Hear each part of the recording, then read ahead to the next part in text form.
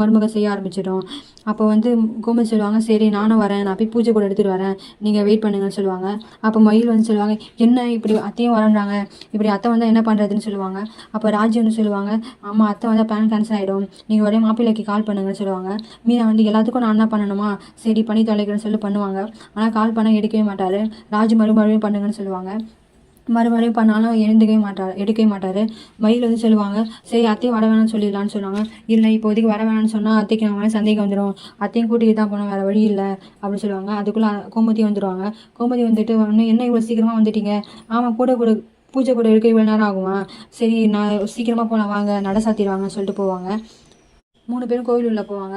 ராஜு வந்து பின்னாடி யாராவது வராங்களா, வந்துட்டாங்களா பார்த்துக்கிட்டே போவாங்க. ஆனால் மாப்பிள்ளை வந்து வரவே மாட்டார். மீனாவும் ராஜும் கோவில் உள்ளே வராமல் வெளியே நின்று மாப்பிள்ளை வரா வேடிக்கை பார்த்துட்டே இருப்பாங்க. கோமதி வந்து, ஏன் வெளியே நின்று இருக்கீங்க, வாங்க உள்ளே போகலாம் அப்படின்னு சொல்லி கூப்பிடுவாங்க. மீனா வந்து, நீங்கள் ஃபஸ்ட்டு உள்ளே போங்க, நாங்கள் வந்துன்னு இருக்கோம், வா நான் 3 பேரும் ஒன்றா வந்து உள்ளே போகலான்னு கூப்பிடுவாங்க. ஆனால் மீனா வந்து வெளியே நின்றுக்கிட்டு, நான் கோபுரத்துக்கு சாமி கும்பிட்றேன், நீங்கள் உள்ளே போய் சாமி கும்பிட்டுருங்க, நான் கோபுர சாமி இங்கே கும்பிட்டு இருக்கேன்னு சொல்லுவாங்க. அதை வந்து கோபுரத்தை வந்து அமைதி வந்து கும்பிடலாம், உள்ளே போய் சாமி கும்பிட்டு வந்துடலாம் வாங்கன்னு சொல்லி உள்ளே கூட்டிகிட்டு போவாங்க. உள்ளே கூட்டிகிட்டு போகும்போது அவள் பயந்தே உள்ளே போவாள். மாப்பிள்ளை எப்போ வரப்போறாருன்னு. அதுக்கப்புறம் மறுபடியும் ஃபோன் பண்ணிங்களாக்கான்னு கேட்பாங்க ராஜி. இல்லை ஃபோன் பண்ண எடுக்க மாட்டாரு, ஃபோன் பண்ண தூங்கிட்டு இருப்பாருன்னு சொல்லி ராஜி சொல்லுவாங்க. தூங்கினா கூட பரவாயில்ல, திடீர்னு சர்ப்ரைஸ் இங்கே வந்து நின்ற போகிறாரு.